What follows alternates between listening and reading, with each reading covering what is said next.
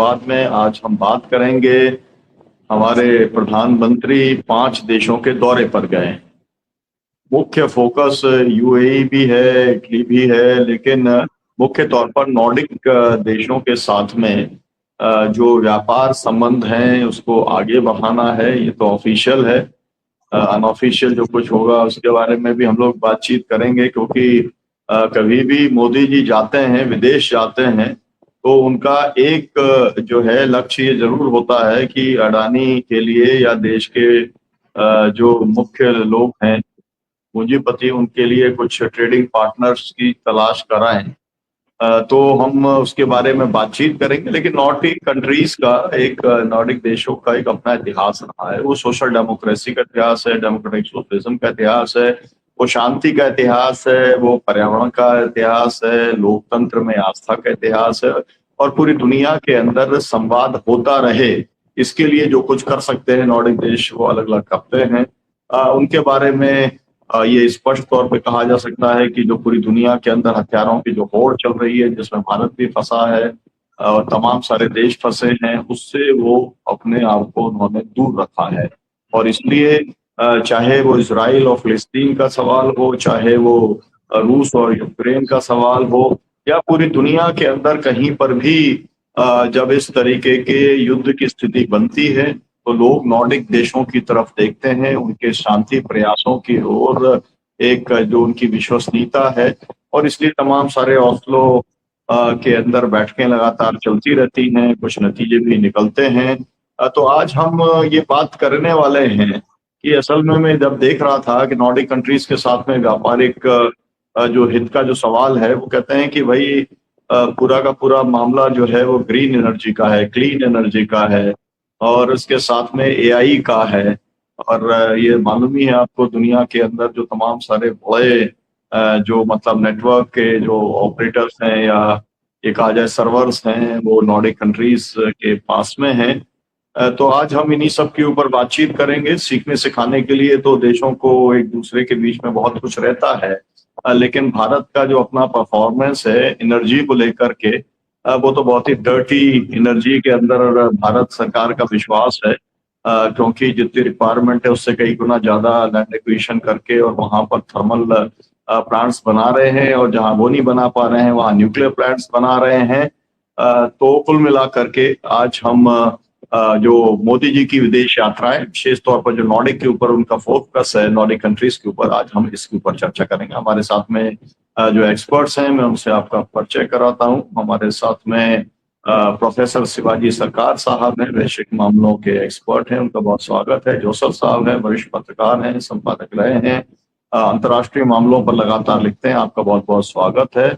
और हमारे अनीश अंकुर जी जुड़े हुए हैं पटना से, और वो जो है लगातार वैश्विक मामलों पर नजर भी रखते हैं, प्रगतिशील और वामपंथी नजरिए के साथ में जो एक दुनिया का पीस मूवमेंट है उसके साथ में भी आप जुड़े हुए हैं। आपका, और वरिष्ठ पत्रकार हैं, आपका भी बहुत बहुत स्वागत है। प्रोग्राम कोऑर्डिनेटर के तौर पर डॉक्टर आनंद प्रकाश तिवारी जी हैं, आपका भी बहुत बहुत स्वागत है। सबसे पहले मैं जोसेफ साहब आपसे मैं जानना चाहूंगा कि क्या उम्मीदें हैं आपको प्रधानमंत्री के इस दौरे से, और वास्तव में जैसा प्रचारित किया जा रहा है कि एनर्जी क्राइसिस को सॉल्व करने के लिए ये दौरा किया जा रहा है, क्या ये सही है?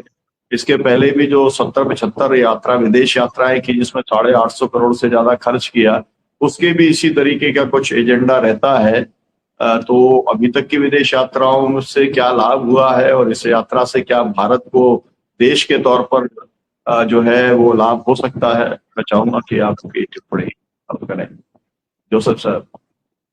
जी, प्रधानमंत्री की 4 देशों की यात्रा और बीच में यूएई में stop over, Italy, Norway, Sweden, Netherland, इनमें इनका जो हमें जो बताया गया है उससे अधिक कहीं छुपा हुआ एजेंडा है। और दूसरा ये कि जो चीज विदेश मंत्रालय मना कर रहा है, जिसपे वो डिनाई कर रहा है कि नहीं ऐसा नहीं हुआ है, वो चीजें वहां पर हुई हैं, हालांकि वो अनऑफिशियल तरीके से हुई है।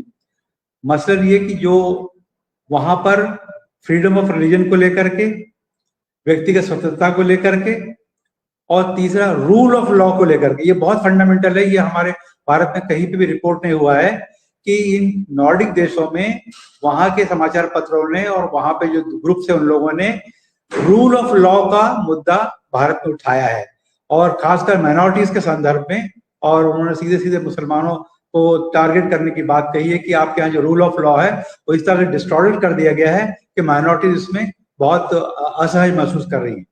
लेकिन जो घोषित रूप से जो हमें कहा जा रहा है कि ये ग्रीन टेक्नोलॉजी को लाने के लिए ये समझौते, ये यात्रा की जा रही है, लेकिन ग्रीन समझौता तो एक फैकार्ड है, लेकिन मुख्यतः ये बात है कि इसमें अधिकतर फायदा गुजरात को होने वाला है।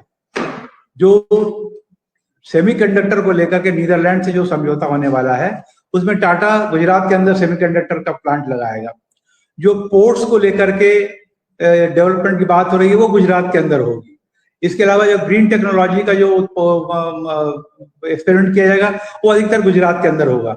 तो ये तो पता नहीं कि देश के नाम पर एक विशेष स्थान और विशेष वर्ग को लाभ पहुंचाने की एक बड़ी कोशिश है, और ये देश को भ्रमित दिशा में ले जाया जा रहा है कि हम एनर्जी क्राइसिस को सॉल्व करने के लिए वहां गए हैं।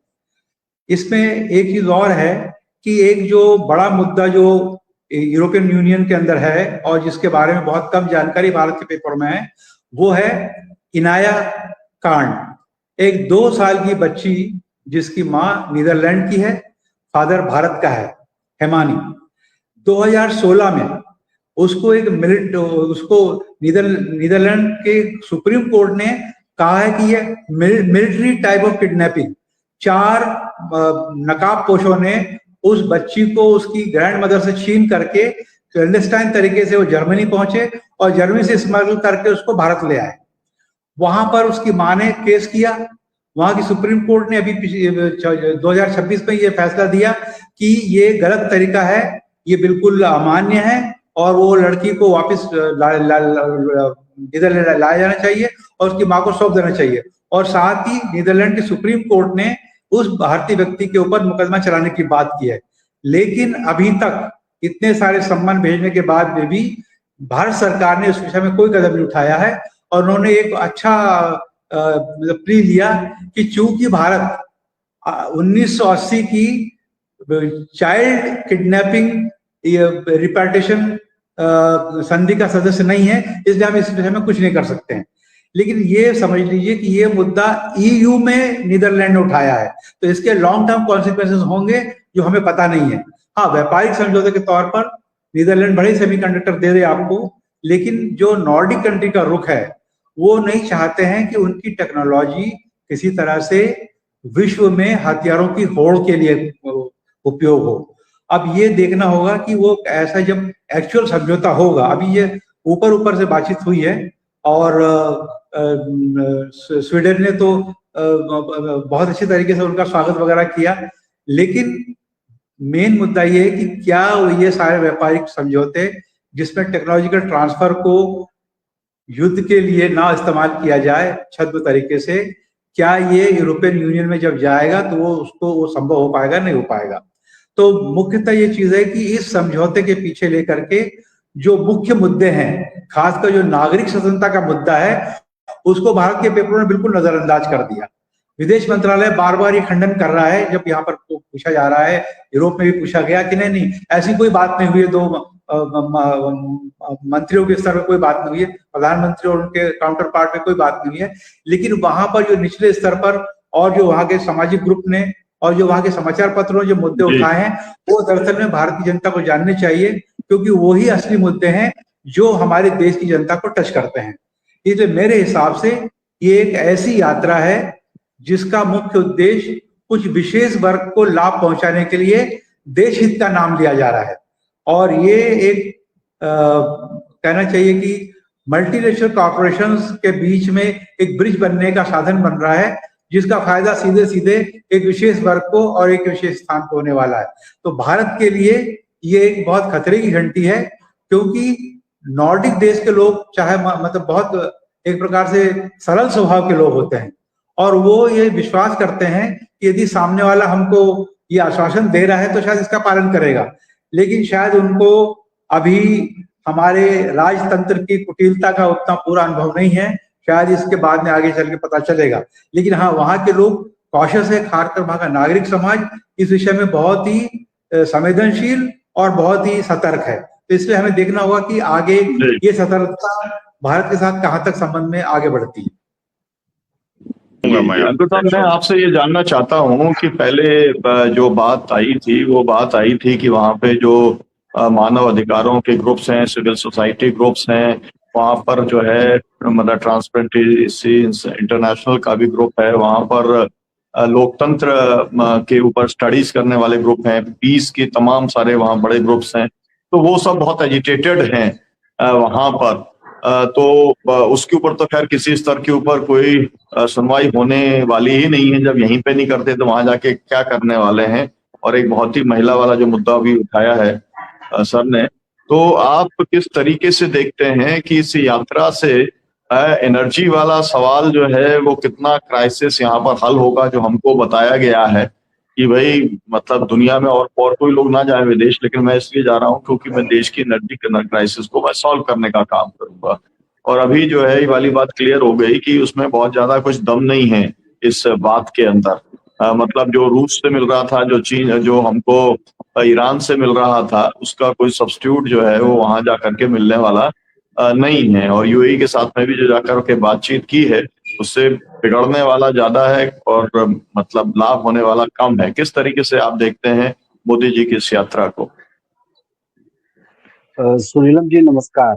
जैसा कि आपने अपने शुरुआती वक्तव्य में भी कहा था कि देखिए, ये मोदी जी की जो यात्रा है उनका रिकॉर्ड पिछले 10-11 वर्षों में फ्रीडम, प्रेस फ्रीडम हो या ह्यूमन राइट्स का मसला हो या माइनॉरिटीज के अधिकार हो, इतना ज्यादा खराब है कि आपको याद होगा कि जब ओबामा जब प्रेसिडेंट थे तो उन्होंने इंडिपेंडेंस स्पीच में या उस दौरान भी ये बात उठाई थी। ये कई जब देशों में जाते हैं ये सवाल, वहाँ के नागरिक समूह या अधिकार के जो संगठन है वो इन सवालों को उठाते हैं। दिक्कत ये है कि हमारे यहाँ का प्रेस जो है, मीडिया उसको रिपोर्ट नहीं करता। वो तो भला हो कि नॉर्डिक कंट्रीज में, नीदरलैंड में कुछ अखबारों में उसको जगह मिल गई तो आज हम लोग को पता चल रहा है।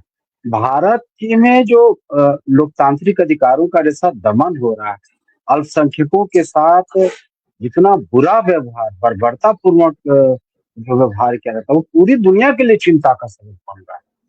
और अभी जिस एनर्जी क्राइसिस की बात, मूलतः वो आपने सही कहा और वक्ताओं ने भी कि गुजरात की हित को ध्यान, गुजरात का जो कल्पवास प्रोजेक्ट है और उसको वहाँ नीदरलैंड में जाके जब उनके प्राइम मिनिस्टर के साथ उन्होंने करने की कोशिश की तो सारी दुनिया को ये पता है कि इसके पीछे किन पूंजीपतियों के हित है। दिक्कत ये है कि ऊर्जा का जो संकट है उसमें जो प्रधान अंतर्विरोध, आपने भारत ने विदेश नीति में ऐसे कदम उठाए, न तो ईरान के साथ ऐसे संकट के समय खड़ा हो सका, इजराइल के साथ इनका जो गठजोड़ अब नापाक हद तक, इस हद तक चला गया कि वो सारी दुनिया में जो भारत जो तीसरी दुनिया का नेता हुआ सबको लगभग इसने अलगाव में डाल दिया है, आइसोलेट कर दिया है। और भारत अपने लगभग 57% जो ऊर्जा की जरूरतें हैं, जैसा कि आप जानते हैं, इन्हीं हॉर्मूज से ये करते हैं, ये पूरा अलगाव में पड़ गया है। पूरी दुनिया अभी चीन और अमेरिका के बीच की जो लगातार घात प्रतिघात है उस पे उसकी नजर है। इसमें ऐसे मतलब मोदी जी की यात्रा को बहुत ज्यादा अंतर्राष्ट्रीय स्तर पर तवज्जो भी नहीं मिल रही है। वो एक तरह से ऑलरेडी एक आइसोलेटेड फिगर हो चुके हैं, अभी अलगाव में जा चुके हैं। और ऊर्जा का संकट के जो मुख्य जो कारण है, जो प्रधान संकट है, उसकी तरफ तो ये जा भी नहीं रहे। और इसलिए इन यात्राओं में ये नीदरलैंड से सेमीकंडक्टर पर कर लें, कल्पवास प्रोजेक्ट पर अपना कुछ अपनी बातें कर ले, उससे मुझे नहीं लगता कि भारत, जैसा सही कहा हमारे लोगों ने, कोई देश, यूरोपीय देश इनको टेक्नोलॉजी, तकनीकी हस्तांतरण नहीं करने जा रहा है। और बल्कि अब तो भारत में सवाल उठने लगे हैं कि ये कहते हैं कि सोना न खरीदें, यात्राएं न खरीदें, वर्क फ्रॉम होम कर दे, और खुद ये यात्राएं कर रहे हैं। इस तरह के लोगों के सवाल उठे। मुझे नहीं लगता कि ये इन यात्राओं का कोई असर भारत के स्टैंडिंग पर ऐसा पड़ने वाला है। नीलम जी, ये